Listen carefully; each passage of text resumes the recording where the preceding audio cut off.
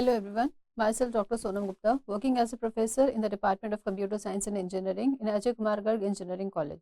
So today we are going to discuss about EJB, which is an important concept in web technology.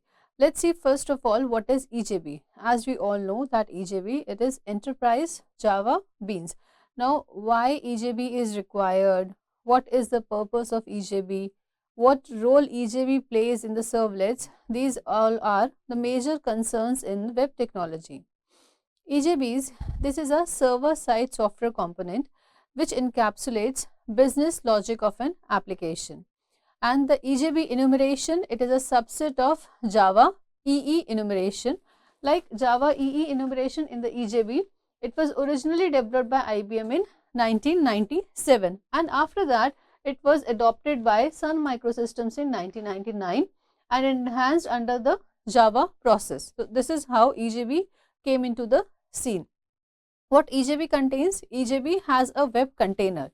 What is the role of this web container? This particular web container, it provides a runtime environment. Why we need a runtime environment? A runtime environment is required so that any application, any process can run accordingly without its any other requirements, and provides a runtime environment for the web related software components. And these components, along with this, it will include computer security, Java Servlet Lifecycle Management, transaction processing, and any other web services that are required for it. So all these things are encapsulated in the web container. Now, to run this EJB application, what things are required? What are the applications? We need an application server, which is the EJB container. What can be the EJB container? There are many EJB containers like JBoss, Glassfish, WebLogic, WebSphere. And what things it performs? It performs many things, like it can do lifecycle management, it will provide the security, transaction management, object pooling. So these are the major features which these servers will be giving to the system. So this is the major side of the EJB.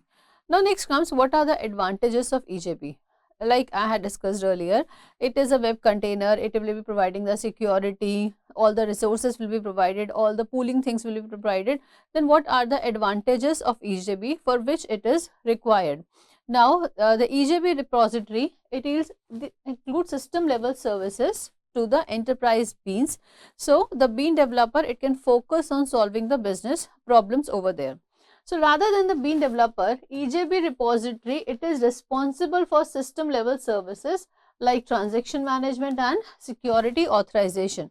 So this transaction management and security authorization, this first and two, these are the most important things which are required for EJB, for which EJB is can be used.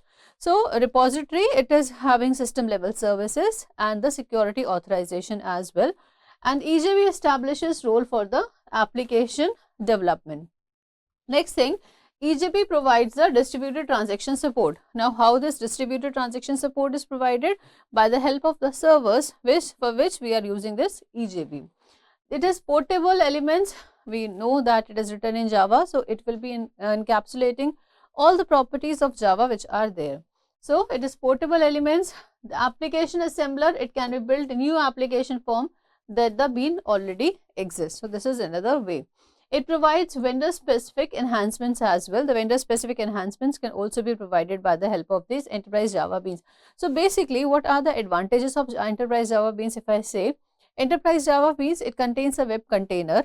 In that container, we can use a server, JBoss, Glassfish, etc. We are having various servers for it, and through those servers, we can have transaction management, security management, data transfer. All these things will be provided by the EJB only.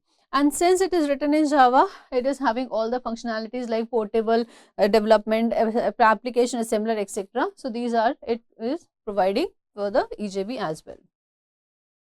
Now along with the advantages, we are having certain disadvantages as well. So what are the disadvantages of EJB? First one is that it is requiring an application server. So like we have discussed here, what are the application servers is required? JBoss, Glassfish, etc. So these are the servers that it is requiring. Second one, it requires only Java client. For other language client, you need to go to the web services. So it is supporting only Java language, so it can go only for with the Java. For any other type of the language, we have to go to the web server. Third one, it is complex to understand and develop the EJB application. So this part we will be discussing further. This is the basic EJB architecture we are having. Let's see it. So we are having a client application is there. Client application is there, and we are having an application server as well. And in all the web applications, we are having just two things, client and the server. Client is there and the server is there. Client, what it do? It give the RMI invocation, which is the remote method invocation. RMI stands for remote method invocation.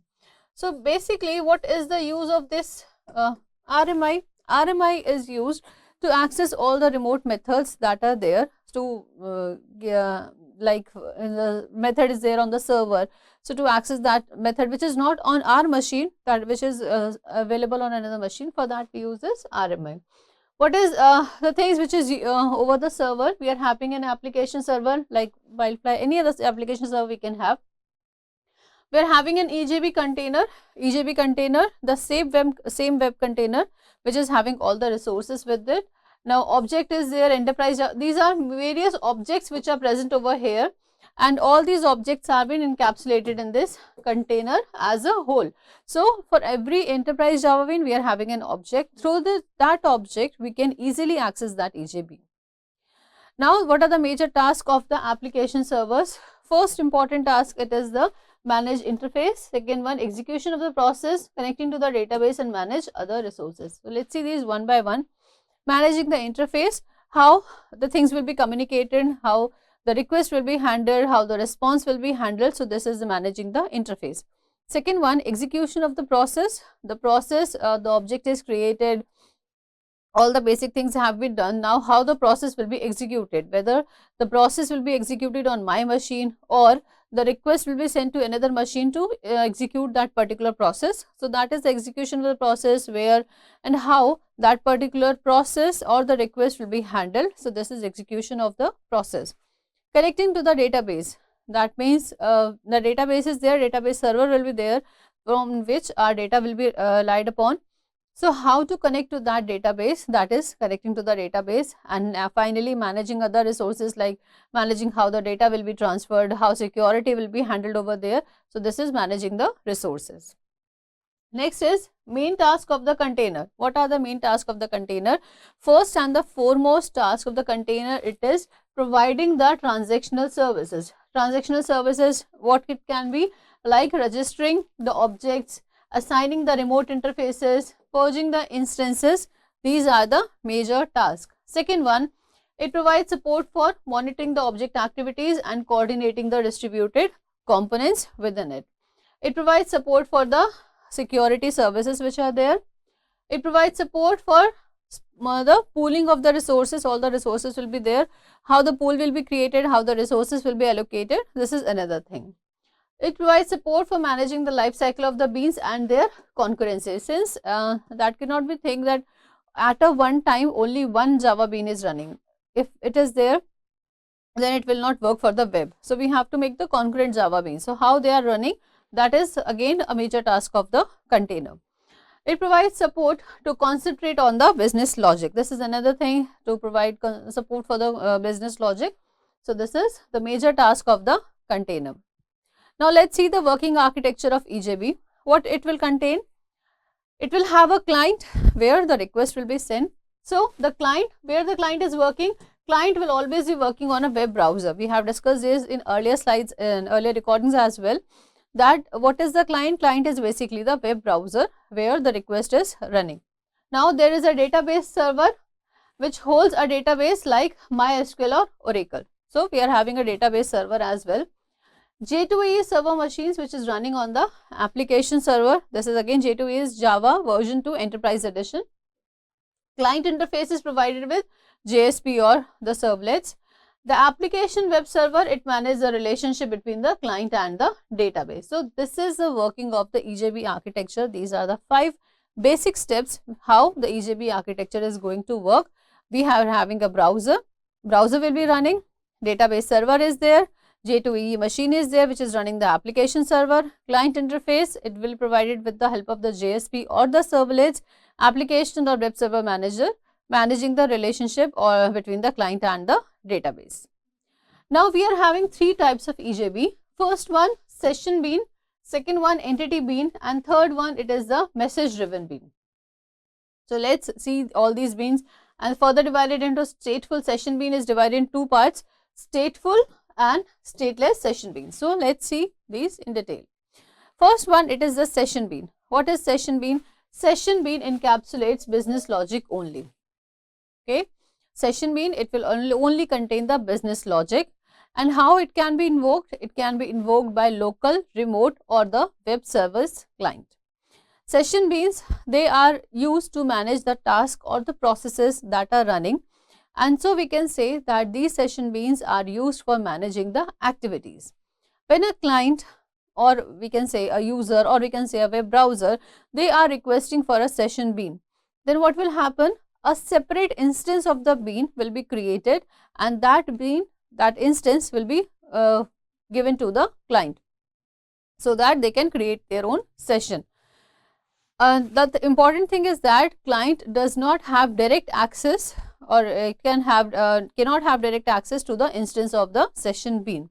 So client, how it will be able to access that particular session object? It will through the home, that is implement the home interface. Home, it is the name of the interface. Through implementing those interfaces, because interfaces are implemented in Java, by implementing those interfaces and component, we will implement the cloud component interface. So by the help of home and component interface, access can be given to the session. Session bean, it is not persistent in nature. What is means persistent? That means it is temporary, is stored in temporary, and whenever a crash will occur, it will be destroyed. So this is a property of the session bean. We have discussed, we are having two types of session bean. First one, stateful session bean, that means it is maintaining some information or the state of a client of multiple requests. Three sessions means they are mapped to a single client for the life of that particular client. This is a architecture of a stateful session bean. We are having a user requesting for the session. This is server 1 and server 2. Various information is there over server 1 and server 2. Now user wants to create a session with this server.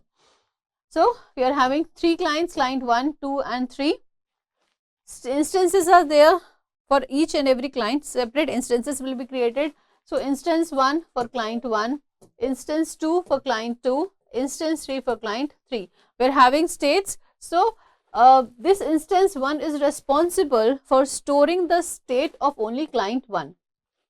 This state is not going to store the state of client 2.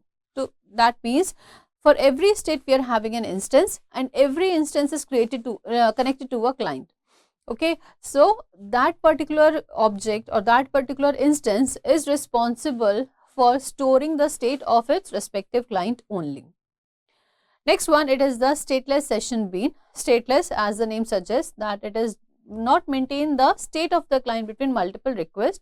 So that means it will be accessed one at a time.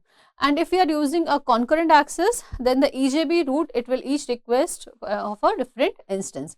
Because session beans, they support multiple clients, they can offer better scalability for applications that require large number of clients, because it is not having separate instance for separate client. One at a time we are using over here, and for concurrency we are having the different instances. So it is more efficient. Next one, it is the entity bean. What is entity bean? Entity bean, it is a type of the EJB that present persistent data manipulated in the database. We are having a user data, it can be saved to the database by the help of this entity bean, and later if we want to retrieve it, we can do it from the database itself. Entity beans, they are used to manage the complex persistent data for a remote client, and basically it is of two types. What are its types? First one, bean managed persistence. Second one, container managed persistence. Bean managed persistence, which is also known as BMP. It enables to manage database queries and connectivity issues. We can need to write the codes for establishing database connectivity and querying database tables in the field. Container managed persistent, they are used to manage the database queries and the connectivity issues. And in this type of bean, EJB container, they implicitly manages the database connectivity. This is the architecture of EJB container. We are having a client, we can say a web browser as well. EJB container is there, different session beans and EJB entity beans are there, session beans S1, S2, two session beans are there. So it doesn't matter with the entity that whether it is stateless or stateful, that depends which type of session I want to build with the system. Session beans connected to the entity beans and entity beans are connected to the database so that it can access the required database through the system. Next is the message driven bean. So message driven bean, it is a type of the enterprise bean which is invoked by the EJB container, and whenever it will receive a message from the queue. Message driven bean, it is a stateless type of bean and is used to do tasks asynchronously. For the synchronous task, or for we can say the tasks which are very committed in nature, we cannot use this message driven bean. Only for the asynchronous things we can use this message driven bean, and basically it is used for communication purpose only. So message driven bean, as the name suggests, it is for the communication purpose only. This is the architecture of the message driven bean. We are having suppose 3 clients, or we can say the clients, or we can say the web browsers, one and the same thing. Either we say it to be a client or we say it to be a web browser. It is the same thing. So client, we are having a message queue. It is bombarding the messages to this messages queue. Messages are being stored in this message queue, and one by one the messages will be sent to the message driven bean, to the EJB server. Now all these messages will be stored in this message queue. Messages will be coming one by one, asynchronous they are in nature, and those messages will be sent to this message driven bean through this EJB server. So EJB server, it is having the access to this message queue. Message queue, it is the queue in which the input is given from the client and it is supplying the output to this message driven bean. Accordingly, it will not be storing the state because it is stateless in nature, and the messages will be floating towards it. So session bean, if we took at a review, session bean, it contains business logic and it can be invoked by the local, remote or the web service clients. We have seen that there are 2 types of session beans, stateful and the stateless. What is stateful session bean? Stateful session bean, it performs business task with the help of the state. Stateful session bean, it can be used to access various methods call by storing the information in the instance variable, and like for example in the shopping side. Stateless session bean, it can implement business logic without having a persistent storage mechanism such as the state or the database, and it can be used to share the data as well. Stateless session bean, where it can be used in the situations where information is not required across the various call methods. Then we discussed message driven beans. They are like the session beans only, but it is invoked by passing the messages. This is the major difference. Entity bean, it summarizes the state, it can be remained in the database, it is deprecated and it is replaced with JPA, which is Java Persistence API. 2 types are there, BMP and CMP. BMP is bean managed persistence and CMP is container managed persistence. So if you are talking about BMP, so in this type of entity bean, the programmer has to write the code for the database calls, where if we talk about container, it persists across the database and it takes care of the database calls itself. Now, when we have to use the enterprise Java bean, this is the question, where we have application needs to remote access, application needs to access the remote things, like the work is distributed in nature. First one, for this application, second one, application needs to be scalable. It will support load for balancing, clustering, and over any type of machine it can handle over it. The third thing, application encapsulation into the business logic. For that also we need EJB. So EJB applications, it is differentiated from the demonstration and the persistent play.